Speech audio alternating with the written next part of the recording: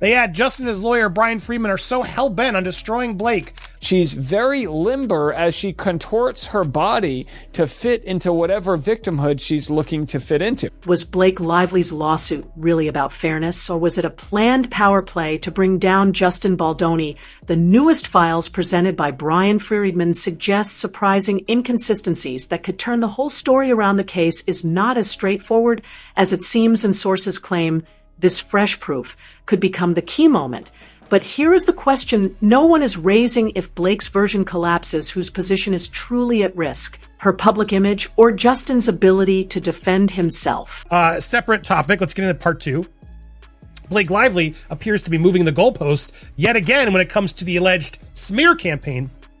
Now, Lively subpoenaed third parties. Investigation form sourced intelligence. It's a joint letter they both filed here, okay? They engaged them by the liner firm for the Wayfair parties. The parties submitted a joint letter pursuant to the court's September 15th order, where the details of the smear campaign appear to have changed again. Both sides argue whether information should be compelled, and reasoning we have seen before, what's privileged, what's not, etc. But the timeline aspect is getting the most attention. Page 1, second paragraph, here it is. You're looking for it.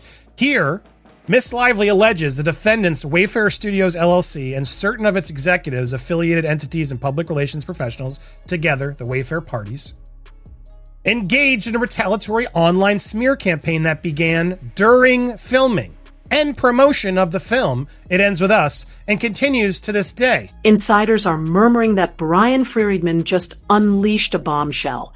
And it does not only weaken Blake Lively's accusations. According to those close to the case, the fresh batch of papers could actually flip the entire narrative, shifting her part as the supposed victim into something far less innocent. On the outside, her lawsuit painted a dramatic scene, Blake as the woman facing unwanted pressures, the actress pushed into moments she never fully approved of, and Justin Baldoni as the filmmaker who ignored boundaries. That was the story sold to both the courtroom and the public. But the newest material points to the script being written very differently. The contrast is striking. Buried in the records are written exchanges and official notes presenting Lively as far more than a passive figure. She was not simply following directions. She was giving them the files, describe her, highlighting lighting setups, directing camera angles for intimate scenes, and even instructing where Justin should stand in certain parts. In some emails, she allegedly demanded retakes. When a scene did not land the way she intended, those are not the actions of someone powerless on set, they are the moves of someone steering the process.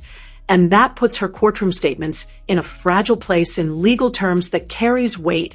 When testimony clashes with documented communication, lawyers call it impeachment of credibility if a witness claims they were pressured and helpless, but the paperwork shows they were. Micromanaging that creates a serious contradiction under oath, and juries notice when a story falls apart in writing. Think about it. Calling the shots, then blaming the script is the exact type of mistake that strips away sympathy and puts responsibility back on the one claiming to be harmed. This is where her public image runs into real danger. For years, she has maintained the brand of the polished star, the actress with enough grit to play layered roles, yet the grace of someone untouched by controversy. Now, with each conflicting message coming out, that carefully polished image begins to look less like honesty and more like performance. Audiences are not just wondering if she exaggerated, they are questioning if she crafted the entire tale carefully, leveraging her influence behind the curtain and later rewriting events to look like the victim. And that is the pivot Freedman's team is relying on by turning the portrayal from victim to manipulator. Baldoni does not just get defended, she becomes exposed. If the proof holds strong, it is not only about protecting his reputation, it is about dismantling hers, which leads to the next question. If she was directing so much herself, was she in effect serving as her own intimacy coordinator the entire time? They add, Justin and his lawyer, Bryan Freedman, are so hell-bent on destroying Blake, they're trying to shed a law meant to protect victims and send a chilling effect to others from speaking out. I am so offended by this attempt. She's now using real, actual victims out there as a way to get away with this, basically saying he's not allowed to sue and defend himself because I'm a victim, and he's now draining my bills and money and legal costs, and how dare he girl, you can afford it. Of all people, you can afford it. This is absurd to use that as a way to stand up for all victims. I'm sickened by the lengths she will go to. Most people believe intimacy scenes on film sets are governed by strict guidelines with trained coordinators ensuring no boundaries are crossed, but the question insiders are whispering is whether Blake Lively was actually the one secretly directing instead of following the standard process. It sounds unbelievable, yet the accounts from behind the curtain paint her as someone who did more than act. She took charge. Industry rules are supposed to be straightforward. Hollywood productions bring in intimacy coordinators to protect, consent, manage physical contact,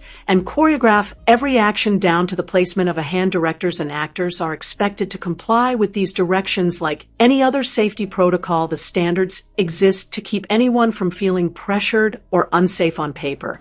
It is a carefully structured environment, but the stories emerging suggest Blake was anything but passive. Instead of receiving instructions she allegedly gave them, witnesses have claimed she stepped right into the coordinator role herself. When Justin Baldoni tried to discuss how a kiss should be framed, Blake reportedly interrupted, dictating how long lips should connect and when to pull away from the camera. In another example, she supposedly directed the camera crew to adjust angles and demanded retakes. If the chemistry did not play convincingly, that is not the role of a background participant, that is leadership, and it clashes with how the system is meant to operate behind the curtain. People began noticing crew members described her rehearsals where she plotted timing, whispered notes to Baldoni mid-scene, and pushed for tweaks most performers would never dare request. It even escalated to production emails circulating with her instructions written almost like formal stage directions rather than waiting for coordinators or the director to decide.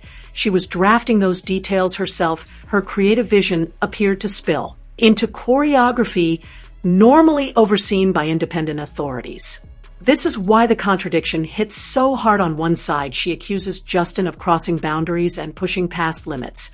But if the communications now reveal her not just approving but actively designing those same moments, the entire accusation begins to collapse. It would mean she was not trapped under his guidance. She was constructing the sequences herself step by step and later shifting blame. What happens to her credibility if the very boundaries she claims were violated were actually the one she created? The picture forming is stunning. Far from being the actress too uneasy to speak, she may have been the one controlling the flow of intimacy. It turns the story upside down and leaves the next question hanging. If she truly exercised that level of influence, why did she wait until production ended before filing her complaint?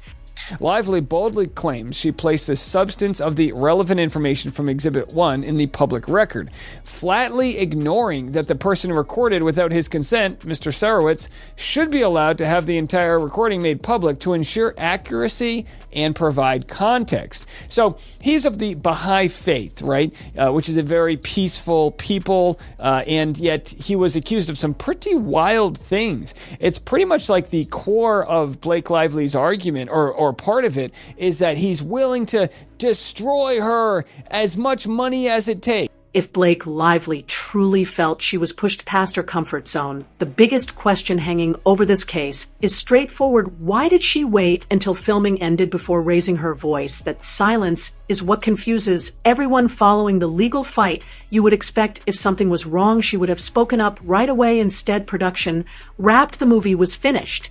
And only after that did lawyers roll out a lawsuit. That timing does not just feel unusual, it reshapes the way the whole story is received. The timeline is simple. Production moved forward. Scene after scene was filmed. Lively kept showing up, and the project concluded without any public disruption once the sets were gone. And the crew dismissed the lawsuit, appeared with claims of discomfort, and crossed boundaries. The contradiction is glaring. If harm was truly ongoing, the natural expectation would be for her to stop it on set. History in the industry shows countless performers voicing discomfort quickly.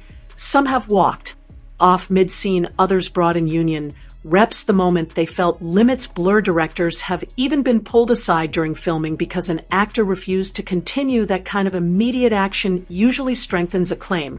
So why did Blake not take that step that is where motives begin to face scrutiny. Maybe she worried walking out would damage her professional reputation. Maybe she thought finishing the project would give her leverage over the final cut, while leaving the courtroom option open. Some believe it could have been a calculated career strategy, waiting until her version of events could overshadow the publicity of the film itself. Others point to legal tactics, completing the work, then filing to maximize impact. Witness statements also complicate her narrative. Crew logs and testimonies reportedly show no formal complaint during filming. Insiders say she not only participated, but often directed. Details creating a case afterward with no record of objection makes her silence appear rehearsed rather than genuine. If she never protested when she had the authority to stop a scene, what does that say about later accusations? Speculation spreads that she kept quiet for one reason, planning by holding back. She could gather material, let Baldoni assume all was fine, and then strike when the timing hurt most. But here is the problem: audiences rarely sympathize with delayed claims, especially when controls seem to be in her hands. Every day of silence on set now looks like a choice, not an accident. That quiet does not just weaken her case, it sparks suspicion that the entire situation may have been engineered. And that leads to the next twist. Was she functioning as more than just the actress on screen, stepping into the role of an intimacy coordinator without ever carrying the official title? A conversation was recorded against somebody's will. We're going to discuss this. Dear Judge, on behalf of the Wayfair Party Studios, and by the way, if you're like you have no idea what this is all about, this is Blake Lively versus Baldoni. She's accusing him of smearing her. She's accusing him of harassment and a bunch of things. And the trial starts in March of 2026, unless it settles, which it looks like that will not be happening. But either way, this is what is being alleged by Baldoni's side. The materials concern an alleged recording made by the witness of a conversation with defendant Steve Sarowitz without his consent. Steve Sarowitz, the billionaire from Paylocity, who has been funding Wayfair parties in this movie. Plaintiff seeks to seal the audio recording in its entirety, although she purported to selectively quote from it in a portion of her brief in the public unsealed version she filed with the court. So Blake Lively doesn't want the audio to come out of which she has quoted from. She made some pretty big claims about how they're coming after her with these threats, and now she doesn't want people to actually hear what was actually said. She's very limber as she contorts her body to fit into whatever victimhood she's looking to fit. Behind every lawsuit, the real story usually hides in the receipts. And in this case, those receipts are emails, texts, and whispered accounts from the people who were present while Blake Lively's team frames her as the actress caught in uncomfortable positions. The communications reveal a very different picture. The messages coming out of production do not read like the desperate words of someone trapped. They come across as precise directions, like a person steering the wheel, even when it was not there. Responsibility insiders claim there are long threads where she contacted the crew with exact instructions on how scenes should feel. She was not only reacting after filming, she was sending notes in advance, pressing for tweaks and small rewrites that shaped the most intimate moments on screen. That stands in sharp contrast to her claim of being pushed past her limits. If she was truly uncomfortable, why were her own words so pointed, so steady, so assertive? One example drawing attention is an alleged set of texts about a kissing scene. Rather than requesting boundaries, Lively reportedly asked for the kiss to be drawn out on camera to make the connection appear stronger. That kind of detail becomes powerful in court because it directly undercuts her later claims of feeling pressured by Baldoni. Instead of backing off, those messages show her raising the level of intimacy, demanding a specific result. It is the type of contradiction a jury does not forget. And this matters because courts lean heavily on documents. In past industry disputes, entire outcomes shifted when private communications revealed more than polished testimony. Judges treat emails and texts as raw moments. They do not depend on memory. They reveal intent. That is why Freedman's team is seizing on this digital trail. Every email, every message becomes a chess piece to prove who was leading and who was following. If her lawsuit rests on pressure but her own words show control, the entire case foundation crumbles. People on Set or not silent, either witnesses have begun sharing what they observed, Lively stepping in between takes, passing notes to technicians, even instructing Justin on spacing and positioning. These are not random remarks. They mirror the same tone as the written messages. Together, they sketch the image of an actress who did not stay in the background, but leaned forward, directing moments like a second filmmaker. It is damaging because it aligns perfectly with the documented record the defense views these receipts as their sharpest weapon. By demonstrating that she orchestrated rather than endured, they can dismantle her narrative piece by piece until the case looks like nothing more than a staged act. At that point, it stops being about whether scenes crossed a line and becomes about who truly held authority, and that flips the stakes entirely. If she was not cornered but calling the shots, then what happens when this all collides in the courtroom battle with Baldoni? As previously stated by this court, the Supreme Court, so then they go into the case law of why they think it should be revealed. This is a big, we're going to need to hear, what was actually said. With respect to the brief, plaintiff seeks to seal two portions, and that's Blake Lively. The name of the declarant on the top of the page, because they want to keep that person anonymous, a description of how Exhibit 1 was produced, and footnote. I think that's the privately taping of the conversation. The Wayfair parties have no objection to the first requested redaction, but as no explanation was provided for sealing the last sentence in footnote 9, that sentence must be unsealed. Regarding the declaration, plaintiff seeks to seal information regarding the timing of the meeting and the context of the conversation recorded without his consent. Other than the witness's name and the name of project the declarant worked on, none of the information reveals identity. Plaintiff improperly seeks to hide any context for the alleged verbal abuse, why the meeting with Mr. Sarowitz took place, when it took place, and what allegedly happened after the conversation. Plaintiff does not provide any explanation why the Exhibit 1 to the declaration must be sealed, other than it would invite additional media coverage, which she is concerned will be adverse to her. However, it is well settled that generalized concerns of adverse publicity and reputational injury are insufficient to justify sealing records. All right. With that said, if it's up to me, I say air the footage. Let us hear it. And let me tell you something. If what Blake alleged is not what we listen to, she has lost all remaining credibility. The real showdown here is not happening on sets with bright lights and costumes. It is unfolding in courtrooms where reputations are hanging by a thread. On one side, Justin Baldoni has Bryan Freedman in his corner, a lawyer known for ripping apart weak testimony. On the other, Blake Lively has her team fighting to hold her claims together even as more receipts surface. Both sides know this is not only about a legal case, it is about who walks away untarnished in the public eye. Freedman's strategy is showing he is shifting Justin out of a defensive stance and flipping the tables. Instead of only denying, he points to Blake's own words, her emails, her interruptions on set, with each contradiction revealed. He argues she was never powerless. She was steering the ship. That flips the weight. If she directed these details, how can she now say she was subjected to them? Every receipt lets Justin's side argue she designed it. That turn from defense to offense is how lawsuits get won. Meanwhile, Blake's camp faces a serious challenge. Her first narrative leaned on discomfort and coercion.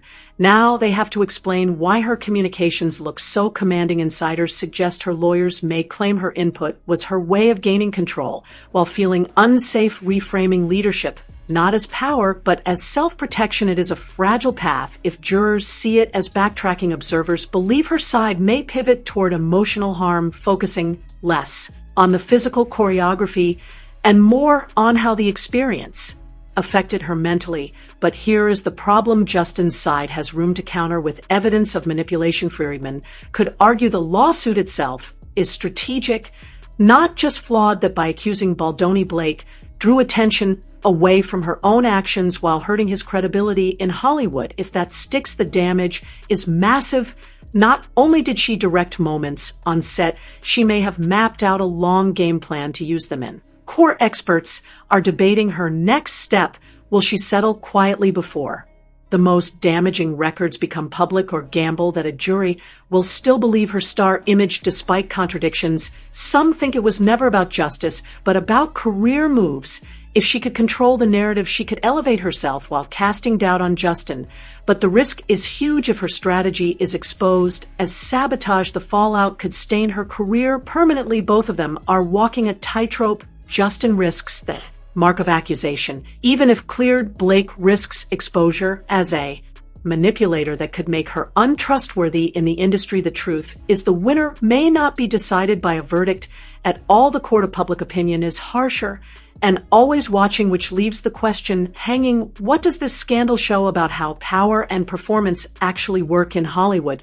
This was never just about Blake versus Justin. What is unfolding looks like a battle over who controls the story in Hollywood. Power, narrative, manipulation.